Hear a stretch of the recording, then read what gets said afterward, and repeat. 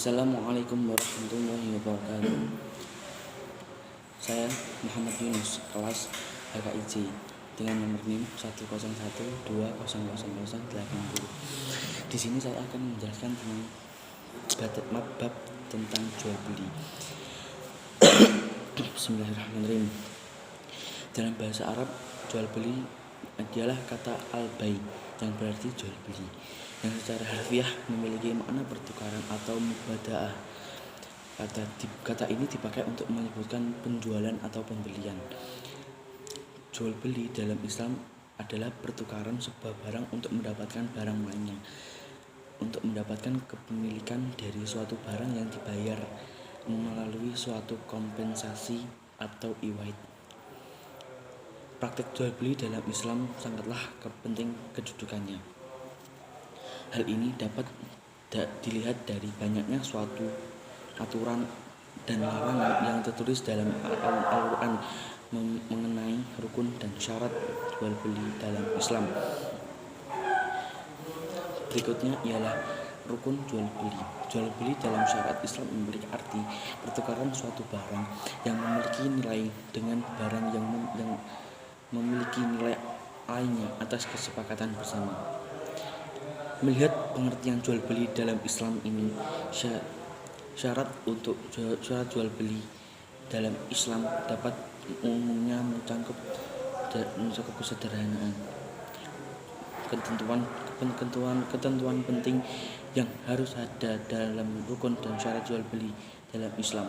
Satu ialah pihak penjual dan pembeli yang bertransaksi. Dua, barang dan jasa yang akan diperjualbelikan. Tiga, harga yang diatur dengan nilai uang atau barang lain. Empat, serah terima. Semua rukun di atas ada. Kalau salah satu dari 4 rukun tersebut tidak ada, maka dari konsep jual beli ini tidak akan sah. Yang ketiga yaitu syarat jual beli. 1.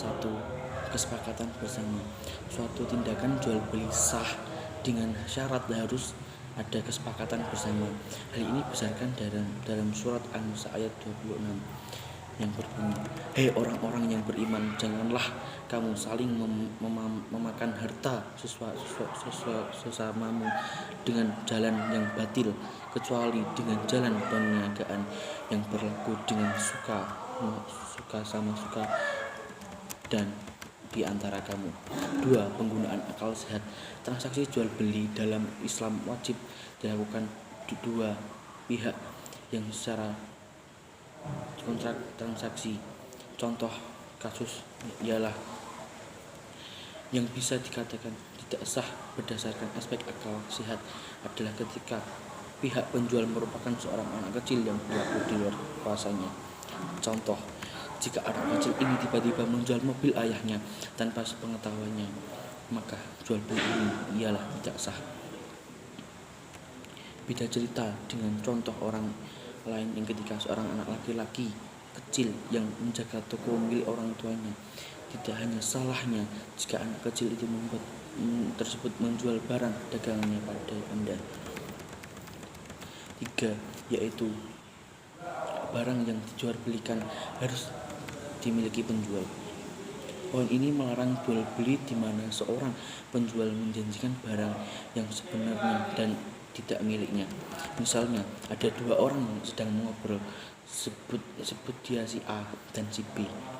A memiliki mobil dari teman B, sebut saja si C. Lalu B menjanjikan bahwa dia dapat membantu A membeli mobil milik C. A dan B melakukan ijab kabul.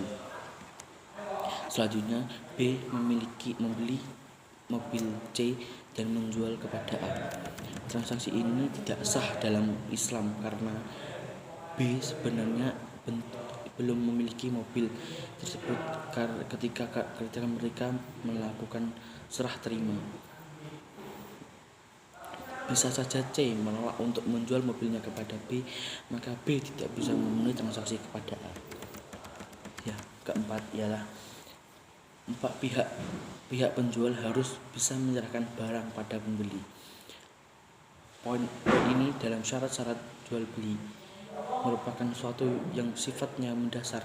Jual beli tidak sah jika barang yang dijual belikan tidak dapat diserahkan kepada pembeli. Contoh, menjual burung yang masih terbang di langit, atau menjual barang yang tidak dapat diambil karena barang berada di zona yang sedang diisolasi karena wabah penyakit. Yang kelima ialah harta barang harus diketahui. Informasi harga bagi barang dari barang atau jasa yang dijual untuk disampaikan dan diketahui oleh pihak pembeli, baik itu secara perlihatkan atau melalui penjelasan. Yang keenam ialah barang harus diketahui. Informasi tentang kondisi barang yang disampaikan pembeli kepada penjual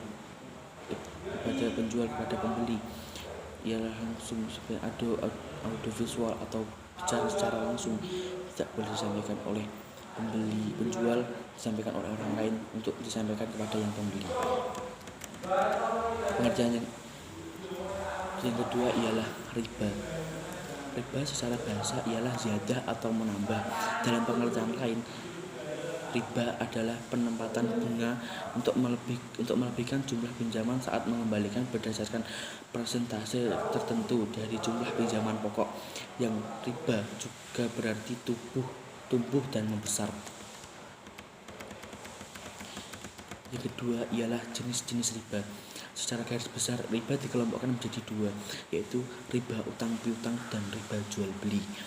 Riba utang piutang terbagi lagi menjadi riba qad dan riba jahiliyah. Sedangkan riba jual beli terbagi atas riba fadl dan riba nasiah. Yang menjelaskan jenis-jenis riba yang pertama ialah riba qad, suatu manfaat atau tingkatan kelebihan tertentu yang disyaratkan terhadap krediatur atau maktarij. Dua, yaitu riba jahiliyah, utang dibayar lebih dari pokoknya karena kreditur tidak mampu membayar utangnya pada waktu jatuh tempo. Yang ketiga ialah riba fadl, penukaran antar barang jenis dengan kadar atau takaran yang berbeda, sedangkan barang yang dipertukarkan itu termasuk dalam jenis barang ribawi. Yang keempat yaitu riba nasiah, penangguhan penyerahan atau penerimaan jenis barang ribawi yang dipertukarkan dengan jenis barang ribawi lainnya. Riba dalam nasiah muncul karena adanya perubahan atau tambahan antara yang diserahkan saat ini dengan yang diserahkan kemudian.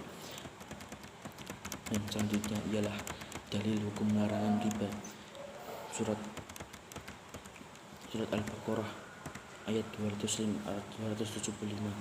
A'udzu billahi minasyaitonir rajim. Bismillahirrahmanirrahim. Alladzi riba'u la yakumuna illa kama yakumul ladzi yahtakhabatut syaitan min mas. Dzalika bi annahum qalu innamal bai'u mithlu ribain yaqul.